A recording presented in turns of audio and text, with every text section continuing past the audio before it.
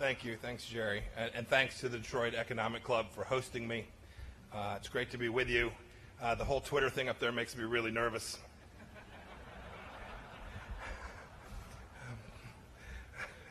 And to have my name mentioned in the same sentence with folks like Rusk and Kissinger and Schultz, I find odd and humbling, and truly driving me every day to try and do my job in a way that honors our country in the same way that each of them did. Before I came here, when the speech was originally set, I was the CA director. That's when I'd originally accepted the invitation. So my remarks were about espionage and economics. I'll come back to that. But my role's a bit different today, a little more public. You'll note I got the Michigan deal. I didn't go blue or green. I wore red, the neutral here, as I understand it. Same issue in my family between Army and Navy. Always wear the black and gold. President Trump quintessentially understands that for us to achieve our foreign policy goals, we need strength here at home. That thriving communities like here in Detroit are true force multipliers for us all across the globe. He knows that strength abroad is impossible without strength at home. And so I'm excited to talk to you about today what the State Department does, how we do our part to assist you all in wealth creation, how we help American businesses and families, and perhaps most importantly, why that matters in the role that I have today. Now, I know you just heard me talk about how we're going to help you. When someone from the government tells you they're here to help, it raises an eyebrow or two. I get that. I was in the private sector, as Jerry mentioned, for most of my life, most of my adult life. Ran two small businesses. They were manufacturing companies. But before that, I was the employee of the month at Baskin-Robbins twice. My mother was really proud. No one else, but my mom thought that was pretty nifty. The businesses we built depended on a strong America and global customer base. The first business, we sold parts to Boeing and Gulfstream and Lockheed and Cessna and Raytheon, all the airframe manufacturers. We grew it to over $100 million a year company, virtually from scratch. And each of those companies was selling their product in turn all around the world. Those people that worked with me there at their aerospace were real Americans. They often had a second job on a farm, milking, working the land, besides the time they spent running a lathe or a mill. And I'd say the same thing about the oil field company that I ran. We sold mechanical parts, steel goods to the downhole drillers, pumps, swivel hooks, and the like. I tell that story to you today, that part of my life to you, because it is central to my understanding of how it is the State Department needs to enable a strong America and successful foreign policy. It's not because I'm looking for a job. I got all the work I can handle today, I assure you. But I want you to know that I consider the economic elements of what the State Department does a little less noticed, but equally important with the other work. Most of the time you hear about the State Department, it'll be something we've done around the world, in North Korea or Iran or in Africa. But in fact, economic diplomacy has always been central, when done right, to the State Department's mission. What that means is we use American power, economic might, and influence as a tool of policy to help America achieve its interests and promote our values around the world. And if we do that right, it in turn cycles back to prosperity at home. We build relationships that create jobs and sustain American businesses and spur economic growth here at home.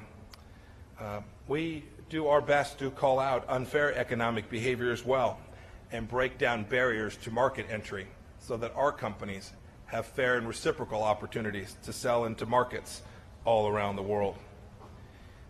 It goes back a long ways. You mentioned three of the great names. Secretary of State Thomas Jefferson wrote in 1790 that it was central for him to protect American trade in the Mediterranean and know that it was suffering because North African pirates were attacking our commercial ships. Little different problem today. but the theft of our stuff remains a central challenge for America. Today, we have over 200 officers serving in our Economic Bureau and 1,500 economic officers serving in embassies all across the world. Each of those individuals has the job to make sure that we continue to have the most robust economy, the most dynamic economy in the entire world. We hope we can help you in that way too. As you travel the world, we welcome you coming to visit. We'll share the insights that we have about operating there. We'll help you with regulatory challenges in those places as well. It is indeed our task to help American companies have the opportunity to succeed around the world. And we have partners at the Foreign Commercial Service from the Department of Commerce who also do this same work. I do hope that you will take advantage of this resource that you, American taxpayers, have provided. You know, we have a good example that's here in the room with us today. Our embassy in Nicaragua, in tandem with the Department of Commerce, works with local partners, Flex Building Systems. I met a few of you in the back somewhere back there. A Michigan company that makes prefab housing products. We're proud to work with Flex. They have provided fast and affordable housing solutions in the wake of a number of natural disasters and have helped build schools, clinics, and hospitals in remote parts of Central America, the Caribbean, and Africa. I'm glad you all are here today. It's a good example of the State Department working alongside entrepreneurs to successfully solve problems and create wealth here in America.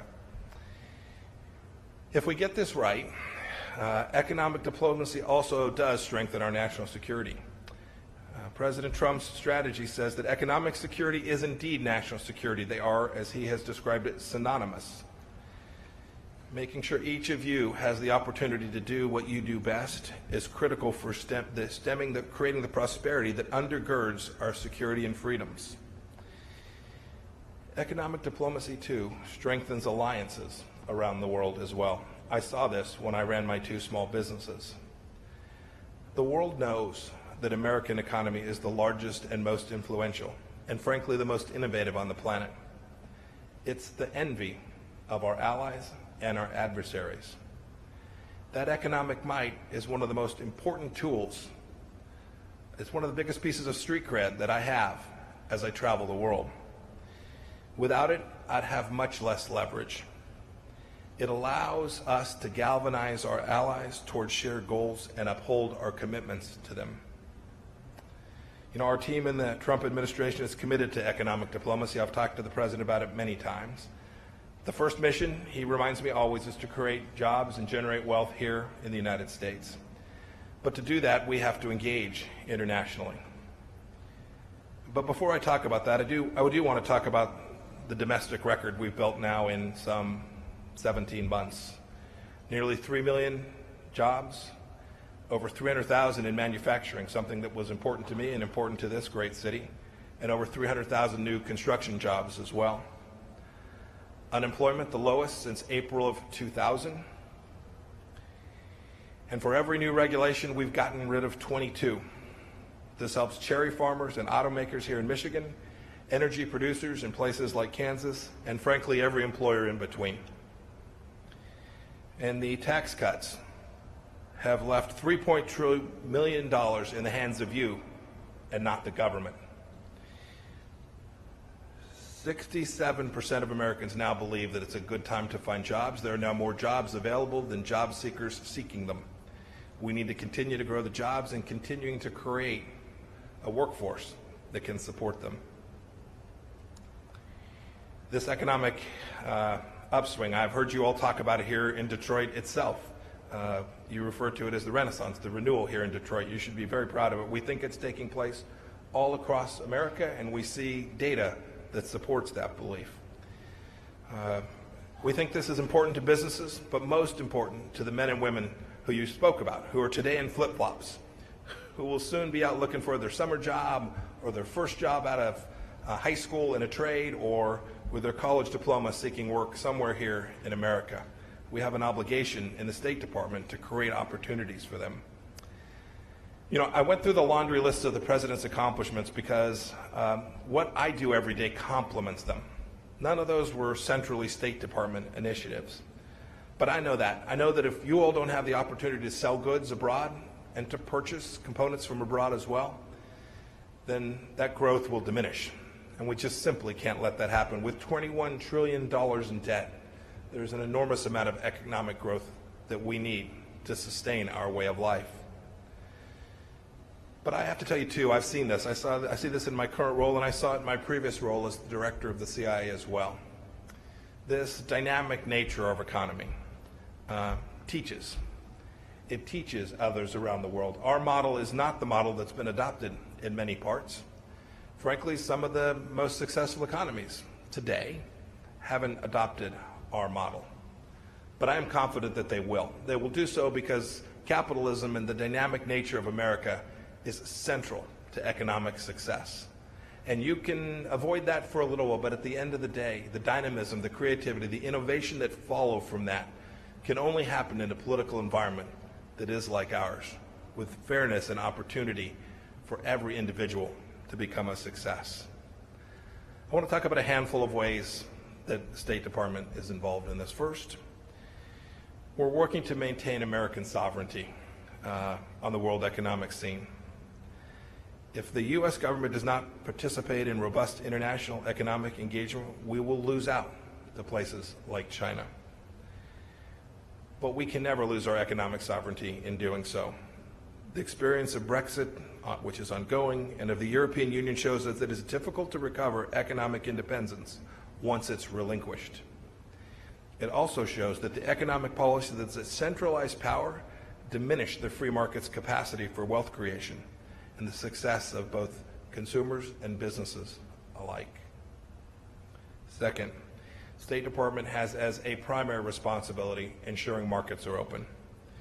Since we've taken office, we've had many successes in breaking down barriers, but there remains a great deal of work to do. For example, South Korea has agreed to allow many more U.S. auto exports, long a priority for the big three here in Detroit, and it's addressing other concerns about the U.S.-Korea trade arrangement as well. In Argentina, we've gotten them to reopen their pork market to U.S. producers that was closed since 1992. Overall, we are convinced if it's an American product, we want to gain access for it. And when we do have access, I am confident that Americans will outcompete our competitors nearly every time. Third, we're working hard to attract international investment here in the United States. Many of us, including my small business, depended on it. As part of our push with Saudi Arabia, we're looking for them to put more money into America. During the president's first trip, he got billions of dollars worth of new money coming from outside here into the United States. When that money comes, we get private sector investment from the United States along with it as well. Fourth, we're capitalizing on Americans' abundant energy resources. It is an enormous comparative advantage. It's common sense to take advantage of this and to bring the copious reserves that we now have not only identified, but determined how to produce at an economic price that can compete just about anywhere in the world. We've done this in places like North Dakota and Ohio and Pennsylvania and so many others. Indeed, increasing our exports is central to our security. If we can export to Europe, we put Russia on its back foot. If we can export to Asia, we can do the same with China. We've watched energy diplomacy benefit companies like Cheniere that's exporting natural gas to over 24 countries from its port in Louisiana. Nearly 1,000 direct jobs and over 100,000 indirect jobs already created. We've also provided technical assistance on the other end to countries who would much prefer to take American energy product than that from others for whom they may become dependent and would use that in a way that wasn't in their country's best interest. Finally, we're taking a really hard line on foreign practices that harm America.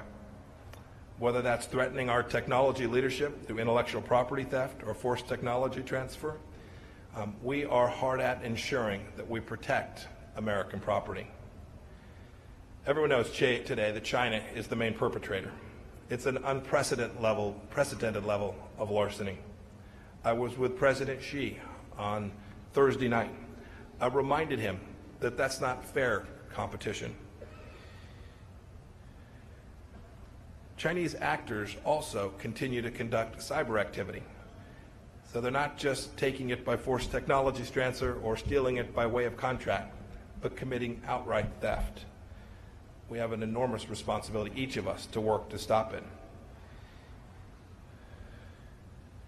Chinese investment, too, around the world. It's welcome, but we need to make sure that it doesn't come with terms that advantage China and aren't market or aren't commercial. To the extent they engage in behaviors that American business would never engage in, that is using investment to exert political influence and control over rival nations, American diplomacy has an obligation to do our best to respond to it. You've seen that with some of President Trump's decisions with respect to tariffs. For too long, America has allowed the free trade framework to become distorted to the advantages of countries other than the United States. Remember that our diplomacy puts American workers and American businesses first.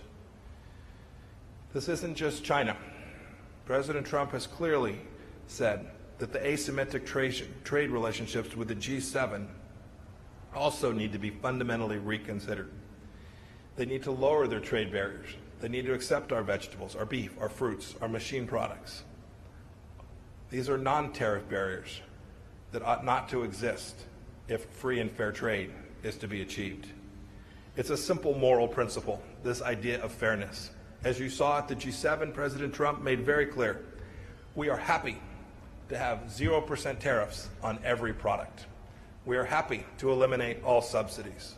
We'd be thrilled to see non-tariff barriers eliminated in their entirety. If every country does that, we will too, and I am confident that will grow America. You've seen this same idea when it comes to securing our nation as well. The President talks a lot about national security burden sharing.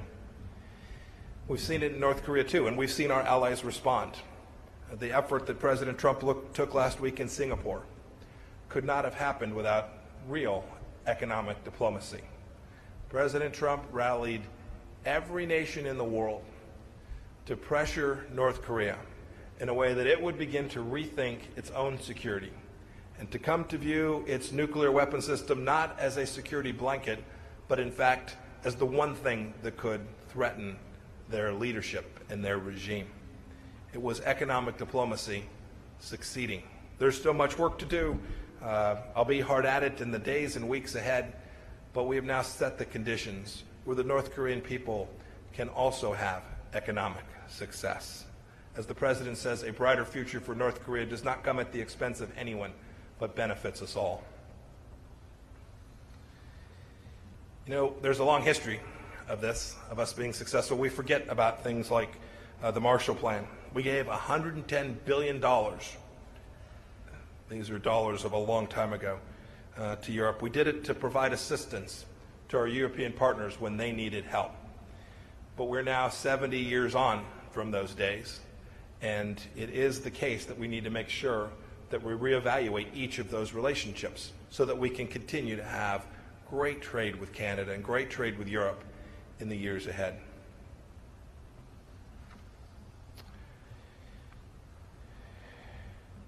You know, if you look around, there have been those that have criticized some of the tariffs. But just ask yourself, would China have allowed America to do to it what China has done to America? Take their aluminum and steel industries. China produces steel and aluminum in a way that exceeds domestic demands by far. They don't want to shut down that production. And so the exported product, the excess product, comes here to America at prices where American companies can't compete. This is predatory economics 101. And many other countries have recognized this. And President Trump is now working to reshift this balance. Chinese leaders over these past few weeks have been claiming openness and globalization. But it's a joke. I mean, let's be clear. It's the most predatory economic government that operates against the rest of the world today. This is a problem that is long overdue in being tackled. On NAFTA in Mexico, the president's working hard. I am confident that we will get deals that will be good for Mexico, a deal that will be good for Canada, and deals that will be wonderful for American workers. There's been a lot changed in the 24 years since NAFTA was first put in place, and our goal is to achieve an outcome that rebalances that situation. We're going to level the playing field for the American automotive industry and other sectors, incentivizing manufacturing here and not there. This obviously matters a lot to you all here in Michigan. It accounts for 23% of all automotive production. Our NAFTA negotiating teams are working closely with our Canadian and Mexican counterparts, and I am very hopeful that in the coming weeks we will be able to announce that we have agreements that I think the world will view as significantly better for the global economy. I'm an optimist by nature. My work requires it too. I know you are as well. This region that was home to the arsenal of democracy in World War II has been on hard times for a bit, and there's still a way to go, but we're seeing this new growth. We're seeing in every big city in America. We believe in you in the Trump administration. We are confident that if we can help you gain access to markets and get trade rebalanced, that you, the people here in Detroit, will be successful. I'll close with this. For every small company in America, there's an opportunity. There's an opportunity to access a place that you've never been or never seen or never known. I am convinced that if we at the State Department do our jobs well, that you too will be able to do that. And you'll do it in a way that benefits you and your business and your family, and that's great. But the most important thing you will do is you will do that for those around you and for your community. And it's that drives us every day at the State Department, to lead the economic team in a way that delivers American diplomacy every place in the world, and the American economy can continue to be the beacon around the world that it has been for all these years. Thank you. Thanks for allowing me to be at the Detroit Economic Club. It's truly an honor for me to be with you all today, and I'm happy to take I used to say I'd take a question about anything. Now I say almost anything. So thank you.